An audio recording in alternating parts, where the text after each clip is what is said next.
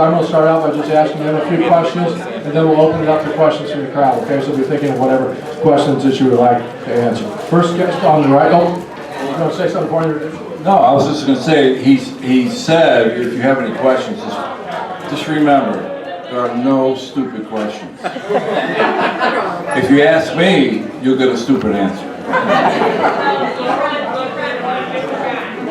That was our special guest, Andy VanSlyke, former Cardinal outfielder, who I've known almost as long as my wife. We go way back. 1981. So, He's got 2 years. yeah, so Andy and I go back to when he was a rookie here at the Cardinals. I was covering the Cardinals for the Globe Democrat, and so we've done a lot of things together over the years. We used to do a radio show together, so we had a lot of fun doing that. I love doing a radio show with Andy because I never knew what he was going to say. And I also loved one other thing about him because he never held back. He'd give you his honest answer, and he honestly doesn't care if you agree with him or not. But that's the way Andy is. So he's here, and then our other guest over here, a good friend I've known almost as long as I've known Andy, Stan McNeal, writes for the Cardinal magazine. Does a lot of their main content in the magazine. Before that, was an editor for years at the Sporting News. So been around the baseball world, the sports world for a long time. So we recently traveled together on a little trip down to Muscle Shoals, Alabama, to see Adam Wainwright beginning his singing career. When he started out for the magazine. That was a really fun experience. And Stan has written about Andy as well. It'll be the next issue of Cardinal magazine. So be sure to check that out as well. So first thing I want to ask you guys, we'll start with Andy, and I'll get Stan's opinion on this too. A couple of big stories, Cardinal stories in the news this week. What's your reaction to Scott Rowland going into the Hall of Fame? Congratulations. I don't know how much you really want to discuss this. I think Scott was the best third baseman of his generation, and that's generally how I view Hall of Famers. Obviously, service is an issue. The Hall of Fame is, to me, confusing, to be honest with you. I'm very confused why certain players are in and certain players are out. It doesn't diminish Scott's accomplishment as a player. He was great. I mean, for the year he had 92 RBIs was actually his best year. You remember he was a front runner in the MVP that year and got hurt. And he might have been the best player that I've ever seen for maybe, was it 4 months before he got hurt? 5 months? I mean, he was leading the at the All-Star break. He had everything going. So, yeah, he's, when you think about it, we've had some great third basemen in St. Louis. And the one we got now, if he never played another game, should be the first ballot Hall of Famer. So we're very fortunate that we've had a lot of Hall of Famers, and it says a lot about the success of the organization. So yeah, congratulations to him. I think it should be him. But if you want to discuss further about the Hall of Fame, that's different. We should mention those who don't know, Andy grew up how many miles from Cooperstown? I don't know, 40 maybe? Yeah. 35, 40. So he's well familiar with it. Closest I'll ever get. What was your reaction? I guess now the controversy about is he going to wear a Phillies hat or a Cardinals hat? That's a good question. I thought it was a slam dunk that it would be a Cardinals hat, but he was asked about that the other night. First, one of his press conferences, and he is not sure. And when you see, he actually played more games in Philadelphia, and he finished his career in Cincinnati and had a good run there. So I think it'll be the Cardinals, but at this point, I wouldn't be surprised if he goes without a hat. I don't think he would go with another team's hat over, but maybe he would do what Tony La Russa did and just choose not to have a logo. Wear a red hat. I was going to say, the only caveat I was going to say is the only reason he might not wear a Cardinal hat is because of Tony. To be honest with you, if you really look, and you guys wrote about it, there was a chasm there that I haven't seen between a player and manager, either on a team or on another team. So it was wide. So if there's an issue that. And if Scott Rowland went in as a Philly, I have no problem with that. It's the team he drafted. He got drafted by the team that he believed in him, and he played more games there. So I would have no issue with him being in Philly. And he still is a Cardinal Hall of Famer, of course, even if he was not there. So the other story, of course, looks like we're getting a new television play-by-play announcer. Chip Carey is not officially on board yet, but it does look like that. Stan, your reaction to that? That's a great hire for the Cardinals. I mean, this is a guy that's very well established at his craft and has roots in St. Louis. You know, when I first heard about it, I was like, why would he leave Atlanta for St. Louis since he's been with the Braves and, you know, they have a big following, they have a big TV network and the whole thing, you know, so he must have those, can't get rid of those St. Louis roots, but I think Cardinal fans will enjoy listening to him for sure. I have an opinion, yeah, I do. When I was playing, Harry Carey was the announcer for the Cubs. And we all know Harry Carey, right? Not the most positive guy. Then Skip was maybe a little more gracious than his father, but not much. But Chip is a very gracious announcer. And I say that in the sense that as a player, if I made a mistake on the field, I wouldn't feel like it was condescension. But with Harry, you always felt like personal. And I think you're going to see that with Chip. He likes to be positive. He will show you that a player made a mistake, or he will ask you as an audience a question about maybe why the manager is doing this, and he will go to the color guy and they'll have a discussion. So I actually think it's, you know, and we've had a great announcer for a lot of years here with Dan McLaughlin, but I think we're going to like what we hear this coming in. I don't know, you know, speaking of Harry Carey, Chip being his grandson, Chip grew up in St. Louis, and you may have already heard this story. If not, I'm sure you will before too much longer. But Harry was not real close with Chip, and Chip was actually playing Little League Baseball, was at a game, and if I'm remembering the story correctly, you know, Harry was there to see, I think, another grandson from his wife or something, and so Chip was there, Harry was there, and Harry didn't know who Chip was, didn't even know who he was. His Little League coach had to introduce him, and Chip has talked about that in interviews and how hurt he was, and you know, they were able to overcome that and everything, but I can just imagine being 12 years old and having that happen. That'd be a blow. Absolutely. So, so as we sit here 3 weeks from spring training, what's your overall thought about the Cardinal Ball Club? I'll be nice. But really, who knows? I mean, they're probably going to win the division because everybody else stinks. You got Pittsburgh, you got Cincinnati. Milwaukee's not going to be good enough. Cubs, they've spent a lot of money, but they're not going to be there. So, patience is a virtue in Cardinal Nation, let me tell you something, because he gets so close, and then the pride walks away. And I'm afraid, unless there's a real change in the attitude towards we need a World Series starting pitching staff, and I don't think we're there yet. Doesn't mean we won't be by the end of the season. I think everything else is covered. But you can't win the postseason without studs. And we got good pitching, but I don't see any studs. So we'll see. And you can ask a question when we're done. There's no Verlander, but everybody likes Wainwright, and he'll win you 12 games, but is he really the guy in postseason? 40? I hope I'm wrong.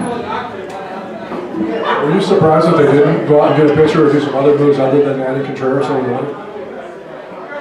When the offseason started, I thought, let's go for Justin Verlander. You know, I mean, he's only going to want 1 or 2 years, you know.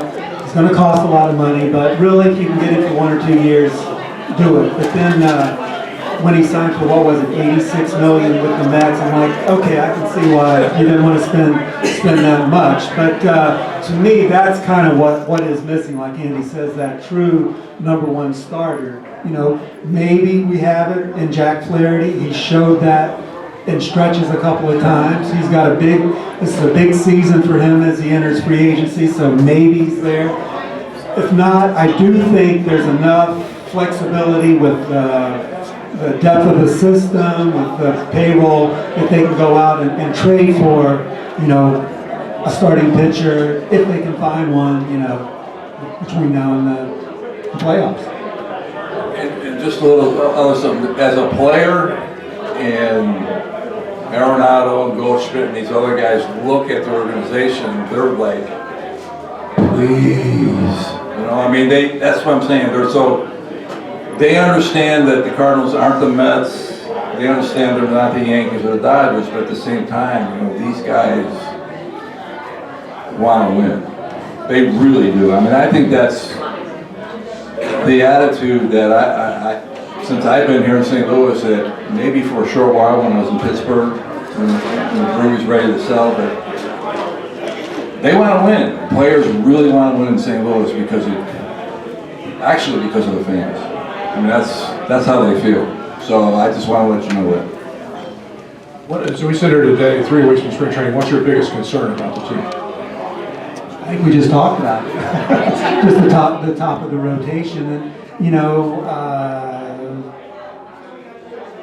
shortstop perhaps. You know, I mean, Tommy Edman to me has showed he can be an everyday player. Paul DeYoung is going to be trying to make another comeback. If he were to, you know, be able to find his swing the way he's had it when he's at the top of his game, I think that would be a big help. But to me, the roster's very solid. Just you know, if everybody stays healthy, and if Jack can be that #1 again, you know, I think what we saw from Jordan Montgomery last season, he's a capable, you know, 2 or 3 guy on a real contending team. But you know, just I guess the top of the rotation would be. I'm going to say one more thing. I unequivocally believe Walker should start with the ball club this year.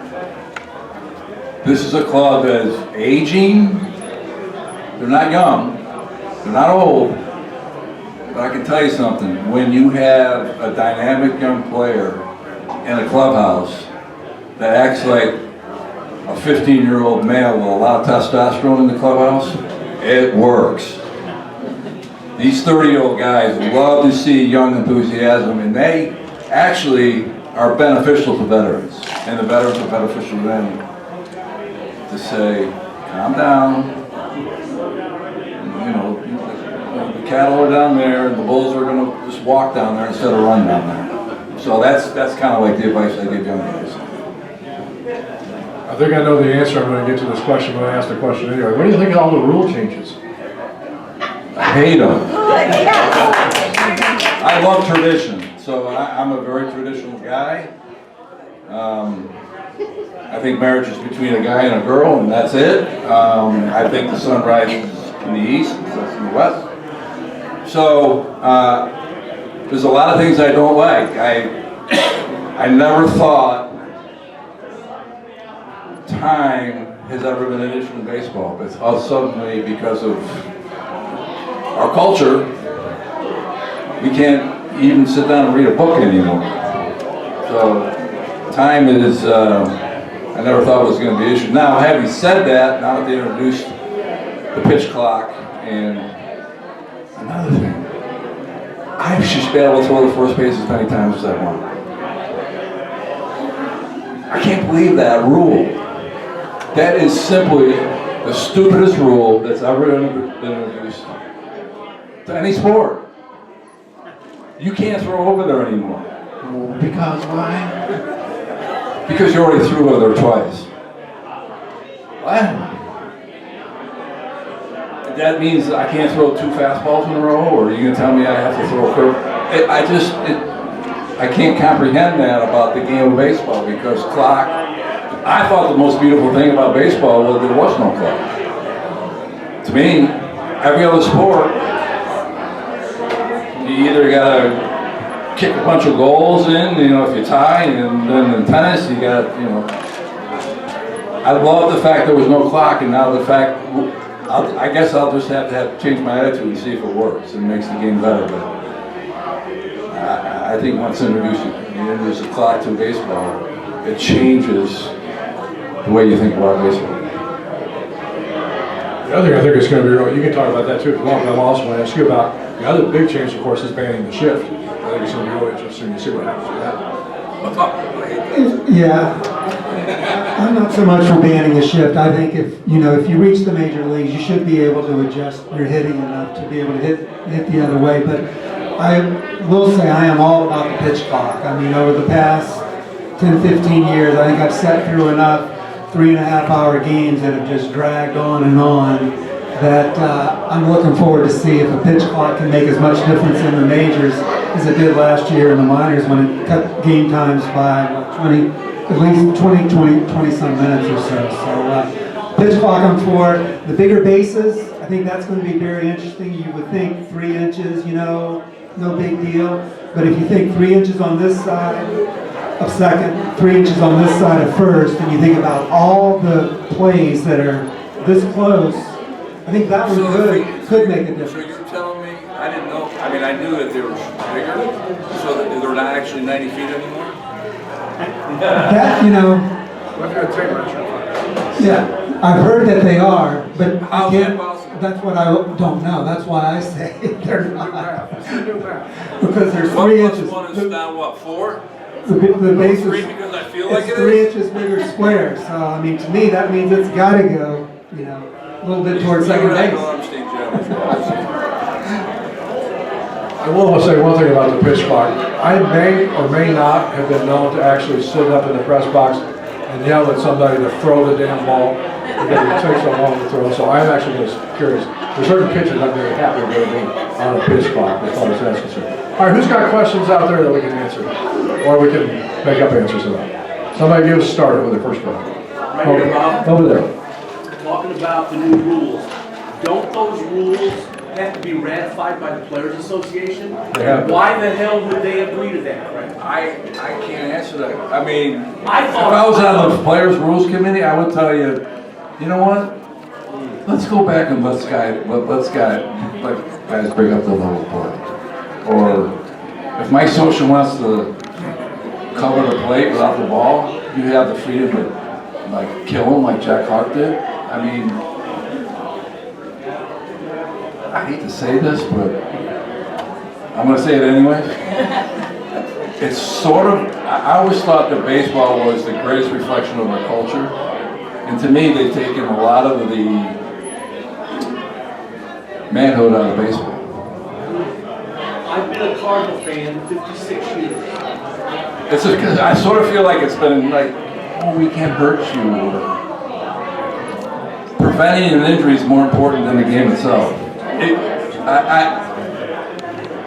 I mean, we turn baseball into a bunch of airbag game. It's an airbag game. Nobody can get hurt. Nobody should. I don't get it. I just don't get it. Speaking of the pitch clock and the length of games, again, I've been a fan for almost 60 years.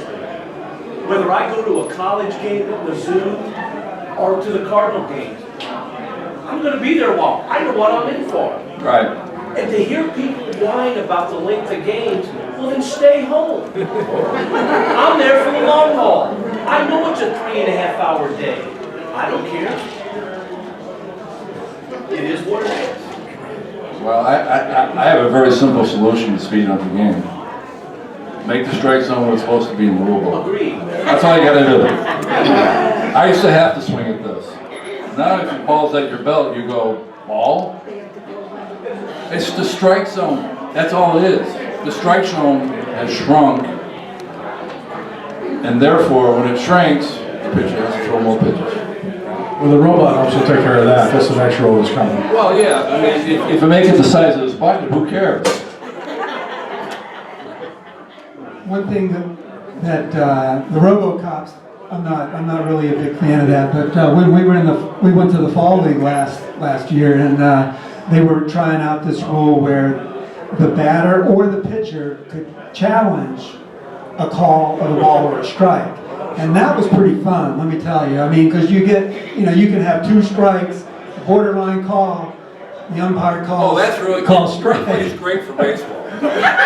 This is a replay. This is just the challenge system. Oh, so- this took like 2 seconds. 2 seconds. He would just look at the ump. Then they show it on the scoreboard, so everybody in the stadium knows right away that was a strike. And that was fun. I enjoyed that. That would make a great Geico commercial, wouldn't it? That was a strike. No, it wasn't. Let's look at the replay. Who's got another question? Not a question, I'm gonna agree with Andy. There was a couple times last year when Wainwright went out there and every single batter went to 3 and 2 because they squeezed him on every pitch, and you could see it in Adam's face.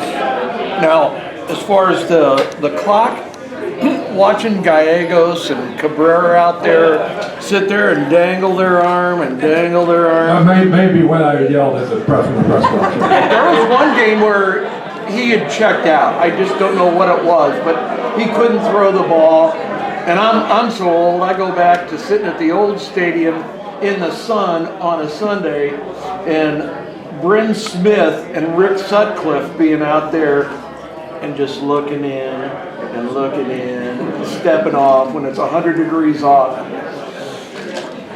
I still remember. Yeah, I can waffle a little bit on the pitch count thing, but I think I agree. I still remember a game the Cardinals played. I think they were playing the Phillies, but another Cardinals were playing a Saturday night home game, early 1980s. So it was a 6 o'clock start. They used to start those 6:05 or 6:15. Jim Cott was pitching for the Cardinals. He pitched a complete game in an hour and 35 minutes. It was 7:45. The game was over, and nobody was leaving the ballpark because they didn't know what to do. They didn't know where to go. We came to the ball game for our Saturday night. We can't go home. It's only a quarter away. I think those days are over. It's a very simple philosophy. Pitchers are taught to have the pitch to hit or miss the ball. When I was going through the minor leagues, pitchers were taught to have the hitter hit the ball poorly. Wainwright he has to do what he does because his stuff doesn't allow him to pitch in the middle of the plate. So it's interesting, as supposedly velocity's gone up, more pitches have been thrown, where it should be actually the opposite. I think you see these hitters, and you would know this as a hitter too. You can hit a fastball. I mean, if you know a fastball is coming, it doesn't matter probably if it's 95 or 100. You can still hit it. Absolutely, and I still think it comes down to the strike zone being shrunk. Does anybody know umpires? Anybody know the names of them? Remember a guy, big, huge, you guys would obviously know, a guy named Lee Wire. Big guy. He used to actually announce as he was an umpire. Did you know that? Strike 1 out, bottom of first. Bottom of the third, 2 strikes. He had this really high voice. I mean, 6'5", big guy. If a pitcher threw a ball a foot outside, strike 1. Throw a foot inside, strike 2. Pitcher would throw right down the middle. He goes, ball 1. He goes to me. He goes, that's 2 for the pitcher. That's 1 for you. He's got to throw the ball on the plate. Get ready. But he had you knew as a hitter that he was going to give the pitcher something. He was going to give the hitter something. You don't see that anymore. We have another question. Yes, sir. We went to Chicago, saw the Diamondbacks against the Cubs. This was when Randy Johnson was still on the Diamondbacks. We got there late. We got there late. The first inning. Game was over an hour and 10 minutes. It was 1-0. Yeah, it took us longer to get there. That's crazy. That's how a game should be. 2 Oh, hours. they should be that fast. 2 hours. 2 hours is fine. Entertainment.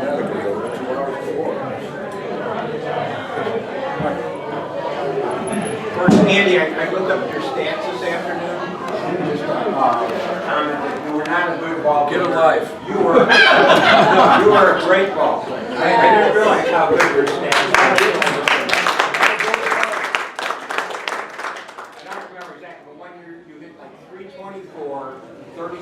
home runs, 30 home runs. I think it's 58.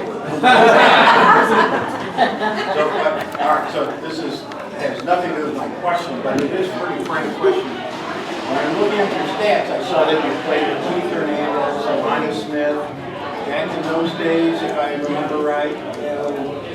Any comment about playing with those guys and kind of the tag that people have on their performance and their use of drugs on there? Lonnie Smith said he used to keep his cocaine in the back pocket because he didn't want to slide on it. I think that was Tim Raines, but that's actually he cut his butt, I think, breaking the vial. I think if I remember correctly. Is that right? I think that's the case. Well, I guess it gets back to, kind of reminds me of the first question about the Hall of Fame, actually. Players have been doing illegal stuff for a long time. Willie Mays had green juice in his locker. Pete Rose took greenies for 22 years. I saw greenies on the training table as a rookie and told not to go in the certain coffee pot because you're too young. So,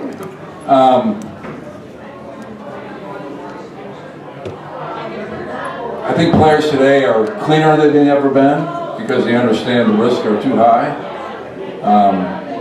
Players have always either drank too much or drunk too much or slept around too much or didn't go to bed on time enough. So, bottom line comes down to teammates didn't really care unless you put out on the field. So, but if it affected you if it affected you as a teammate, then I think what I learned was, and the old guys taught me, if it's affecting our team, we better do something about it. So, you know, the guys that were doing that were performing, so people shut up. And people put their face and their head in the sand during the story there, same thing. I mean, I know teammates and some of the guys I played against unequivocally were on steroids. And I didn't, you know, I saw Bagwell do it, Piazza, and a bunch of other guys, and they're in the Hall of Fame, and then other guys aren't. So I'm very confused about the whole idea about how concerned fans really are about players doing things in their bodies. I think the only time they should be concerned if it affects somebody else. And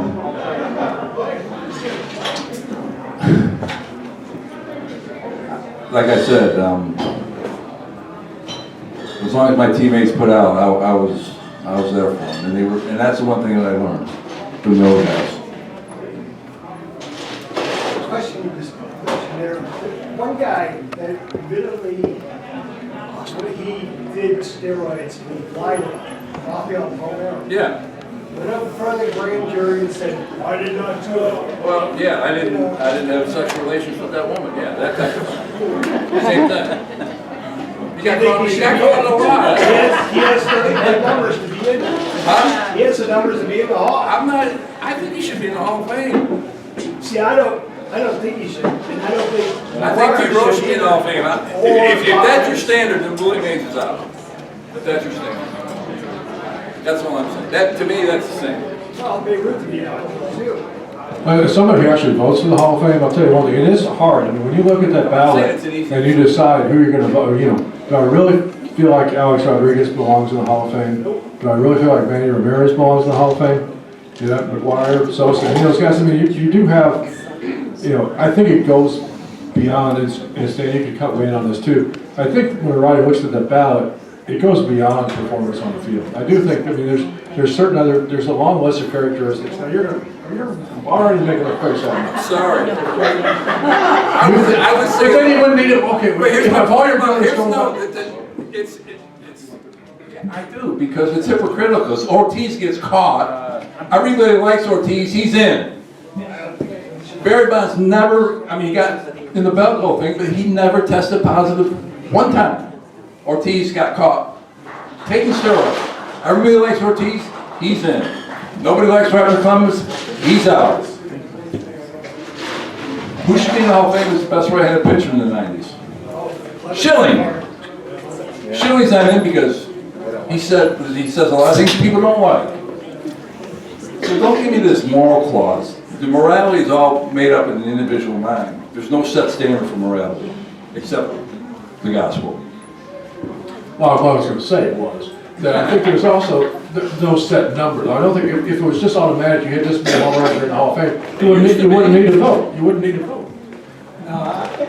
You know, it's difficult. I mean, and it's really come to where it's kind of a no-win situation if you are a voter. You know, I voted for several years before I took the job with the Cardinals, and frankly, I'm glad I don't have to deal with that because you know, the whole thing about there is the clause. I mean, when I did vote, I did not vote for anyone who I was told myself that I was beyond a shadow of a doubt certain that they used steroids, used performance-enhancing drugs. That was kind of my stance. But you could say it was a cop-out, but you know, it's that the morals clause. You know, I mean, I definitely jumped on that because, you know, if a guy was using performance-enhancing drugs, I don't think he should be in the Hall of Fame.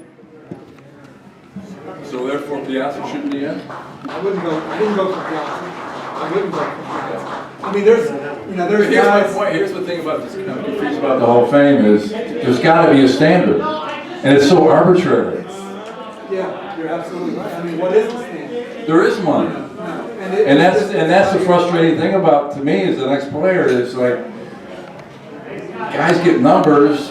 Well, you don't really like them. Maybe he cheated, maybe he didn't. Oh, he cheated, but we're going to put our head in the sand. So that's, you know, as a player, and here's another thing that people don't realize. Even if the guys did do it, they did it because they wanted to be better players and they wanted to beat the other team. Nobody takes steroids and says, and thinks of themselves as a cheater. They don't.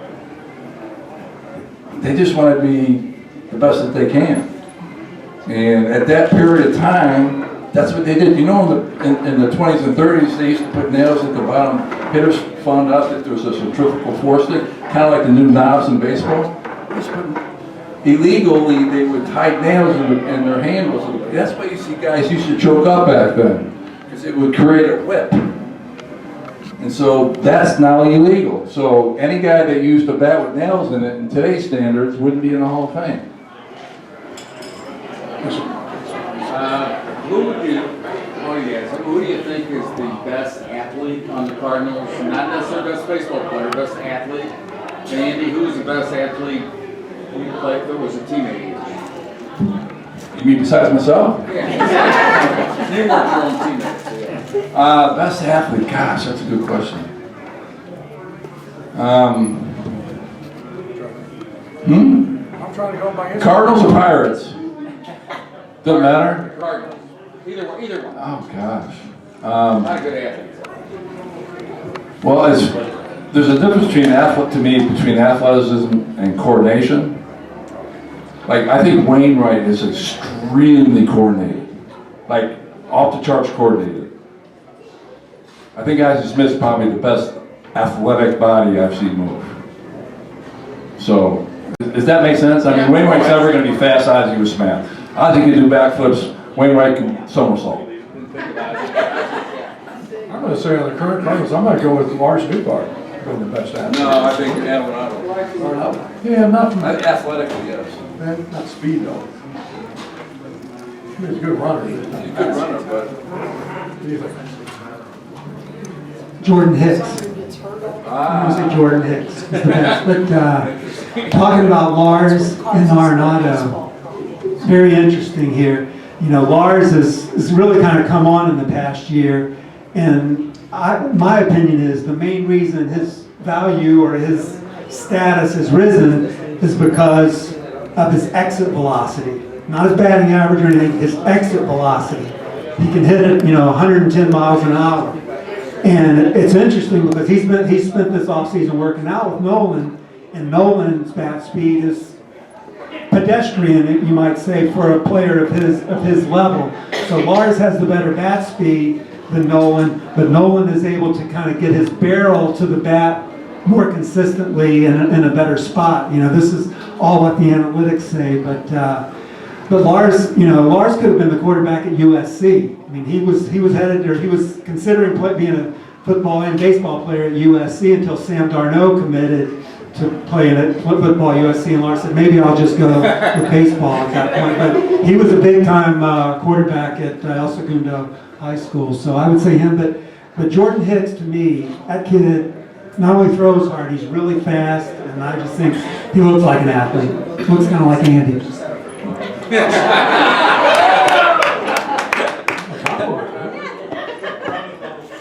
What sports did you play in high school?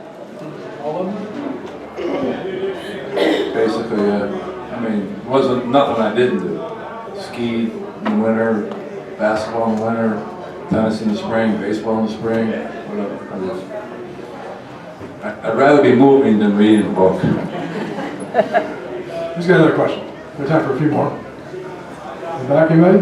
We all have questions out? Oh, no, we're here. I understand. Thank you. I want to go back to the beginning of your conversation when you're talking about, you know, that you made the comment the Cardinals will probably win the division and it's pitching.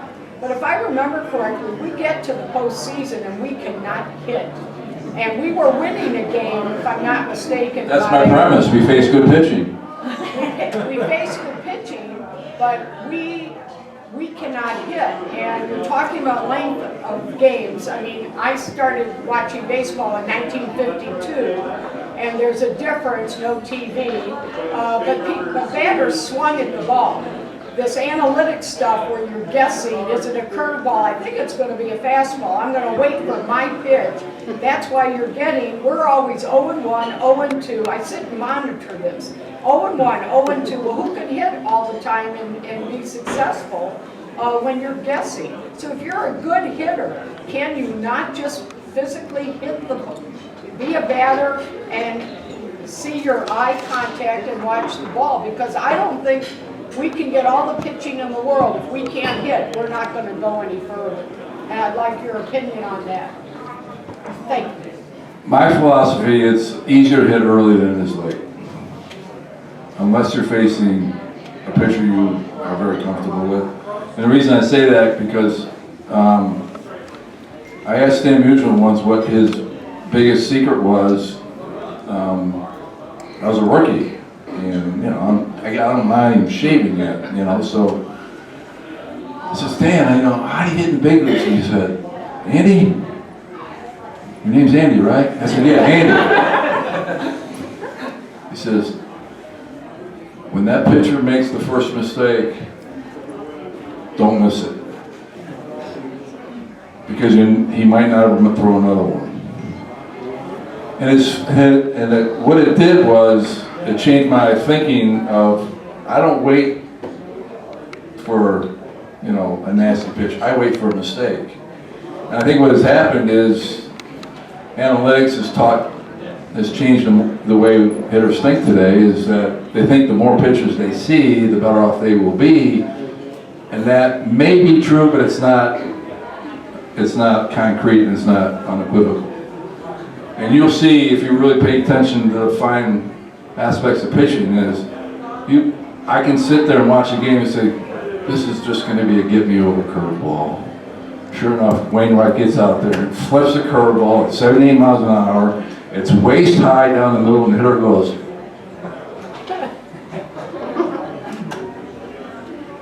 And I'm thinking, are you not watching? That's what he's been doing the last 5 hitters.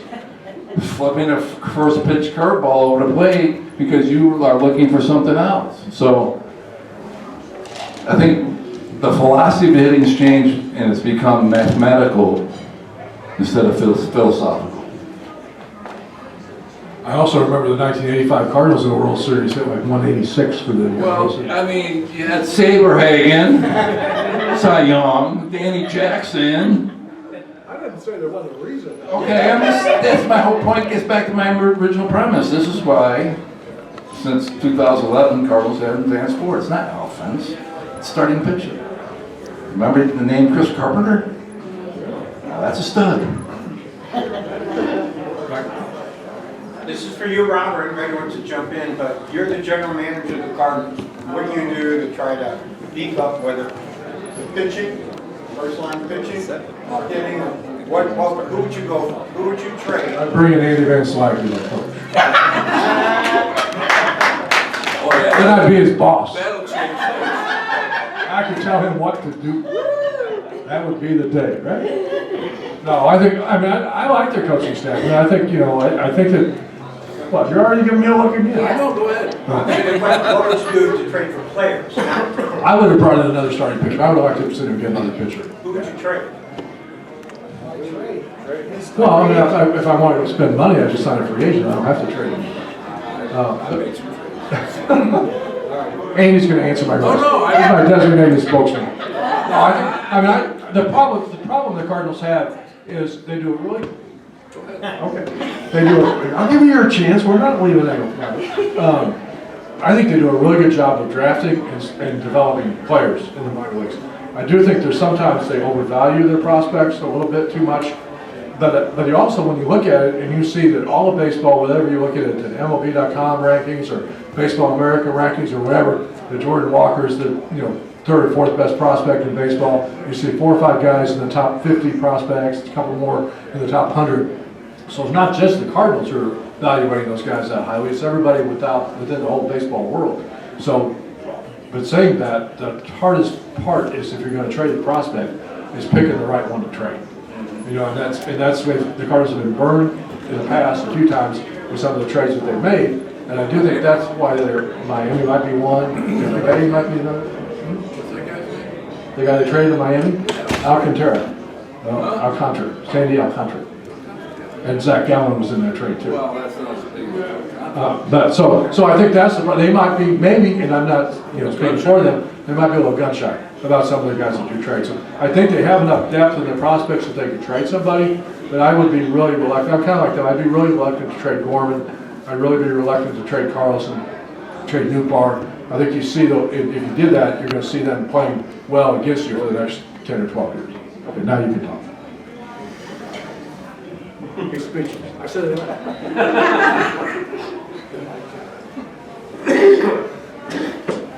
I wouldn't trade prospects in the minor leagues, but I would certainly, after seeing the guys playing the big leagues, trade them a lot faster than they do. I'll tell you that.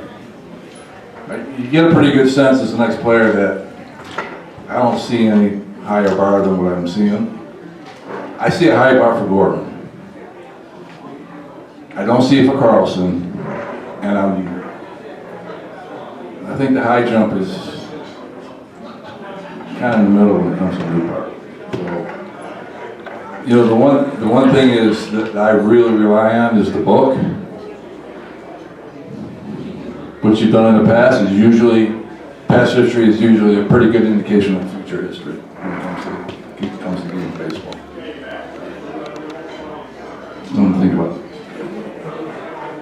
What's your philosophy on trading prospects?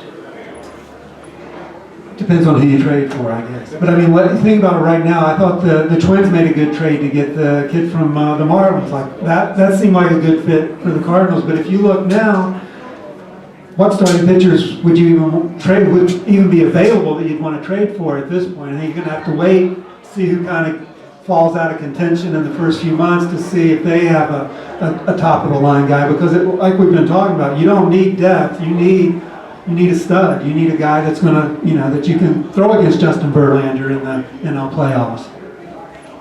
If you had to pick one guy to be a surprise guy this year on this ball club, who would it be? Who might play better than people expect him to play?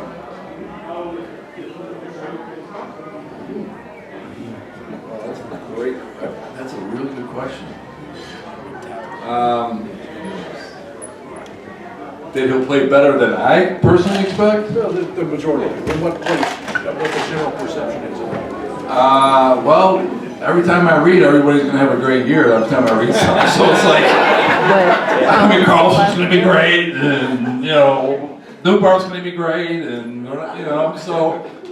I mean, the expectations are always so high around here that I actually try to lower the bar and like to be surprised. You got a guess? You know, I would go with Nolan Gorman or Dylan Carlson, simply because, you know, Dylan didn't have a great season last year. I think he's better than he was last year. Healthy this year. I think he's got a good chance to bounce back. And I think Gorman really had a pretty solid year last season after he came up. And, you know, he started striking out towards the end of the season. I think that got in his head a little bit. But I think I think that guy, he's definitely got easy power, and I can see him having a big year, if not this season, He's got 40. pretty soon. Yeah, he's got power. A couple more questions maybe before we wrap this up? Yes, sir. You guys didn't talk about our new catcher very much tonight. Okay, we can do that. What do you think about him? Wilson Contreras, your opinion?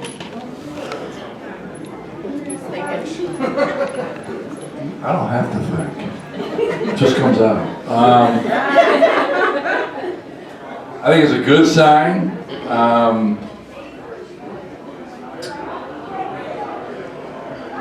I think he's probably at the epitome of his career. So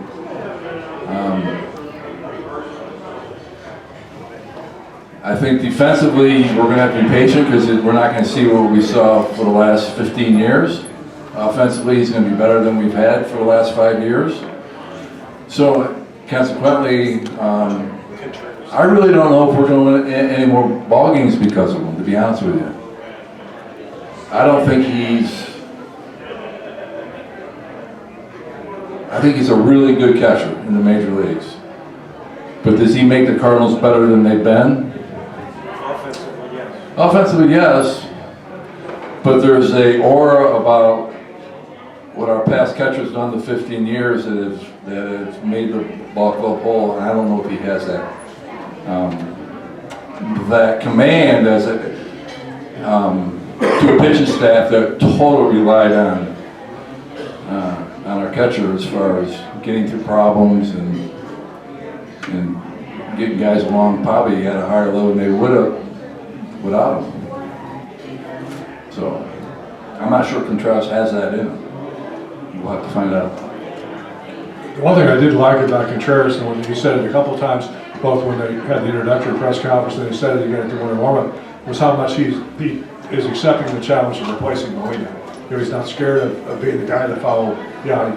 And I think the fact that he and Yachty have a relationship helps that. So I think somebody coming in who didn't have kind of Yachty's blessing about being the guy might struggle a little bit in that department. So I definitely think it's an upgrade in the position, and I think it's going to be, you know, the fact that he's going to be kind of a seamless transition because there's no anti-Yachty feelings about that. I think the guy I would have liked to have seen get is Sean Murphy of Oakland. I think I would have liked him better than Contreras, but not for what Oakland was asking for, and I wouldn't have made that trade. The one thing about Contreras that I didn't really realize and not really sure of until we see it, but from talking with people who played with him and with the Cubs, is he's more athletic than at least I had given him credit for. I mean, this is a guy who came up or could have played. Someone said he could have played right field in the big leagues. He could have been a big league right fielder. He's had good speed. I mean, I think his speed, it's probably catcher-like speed now, but that's still going to be better than what we've been seeing out of Yachty for the past few years. But the one thing that will be interesting to me, and I don't even know if I'll be able to tell, but I've told people for years that there needs to be a stat to measure Yachty's value to this team, because no one knows that. I mean, no one knows what pitches he was calling that the pitcher might not have wanted him to call. We just haven't known that ever, really. And now are we going to be able to notice a difference without Yachty making those calls? You know, I mean, it's just, I don't know, like I said, I don't know if we'll even be able to tell, but I'm going to be kind of watching to see if we can tell. The other thing I think plays into that is the new pitching coach, Dusty Blake, as well. I mean, you've had Maddox there for 4 or 5 years, and he was more of a pitch to contact kind of guy. And I do think one of the things they're going to try to emphasize more this year is to try to go for more strikeouts. Cardinals, you may not realize this, were last in the major leagues in strikeouts last year from a pitching standpoint. So that, you know, there's times when I think getting a ground ball is good, you say pitch count, but when you get to 2 strikes on a guy, you need to go try to punch him out. Well, based on the fact that I've struck out a lot in the big leagues, that's all predicated on the guy's stuff. It really is. I mean, you don't go up the plate going, oh, God, no, we're going to be pitching coach, and this is triangular thinking. No. It's based on stuff, not philosophy. If the guy's got good stuff, and his ball's moving, I don't care who the pitching coach is and who the catcher is. The catcher can call the best sinking, best pitch count situation all he wants. If the pitcher makes a mistake, and he throws it down the middle with nothing on, I won't hit it. Makes a good pitch, I might strike out with two strikes. So I think it's a little overrated. Anybody else got another question? Speaking of coaches, Jeff Alvin, he ran out of town because he said the fans ran him out. And he went to New York, right? He went to New York, which Yeah, is really good. worse in the media area than St. Louis. You know, it's 10 times worse. I read that, I laughed. I was curious about it. yeah, because players show up, I mean, fans show up to the ballpark going, let's go, Jeff, Yeah. let's go.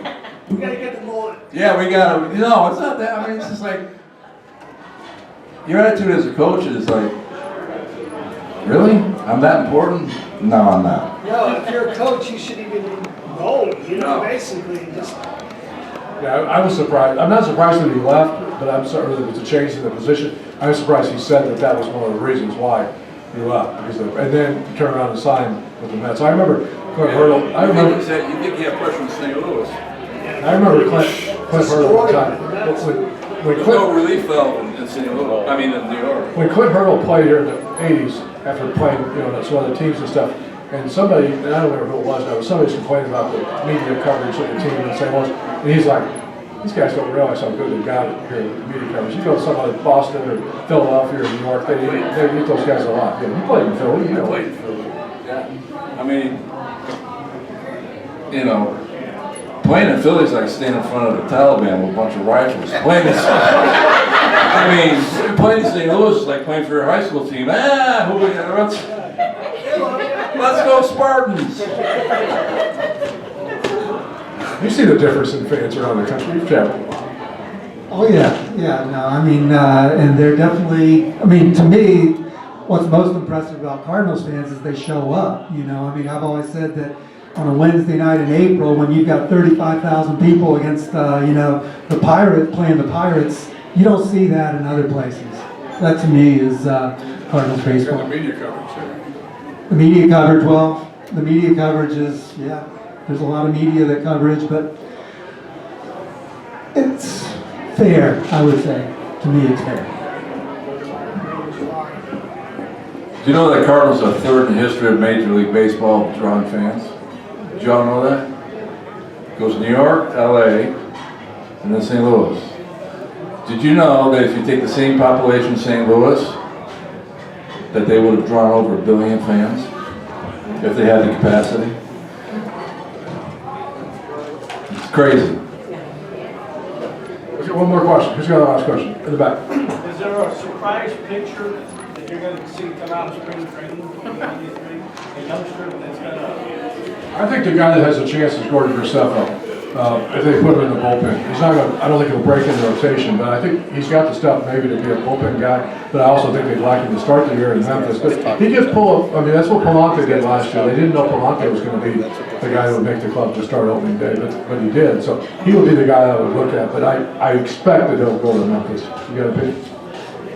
My pick would be a guy that, and I say this only because I haven't heard his name or seen his name all off season, but it's the first round draft pick from last July, Cooper Herpy, the lefty out of Oregon State. He's, I mean, there was talk last year that he was going to make it up before the end of the season as a reliever, and he ended up not even pitching in the minor leagues. They just wanted to kind of ease him in slowly, but that's a name that I'll be paying attention to this year. All right, well, we're going to draw a few more prizes here.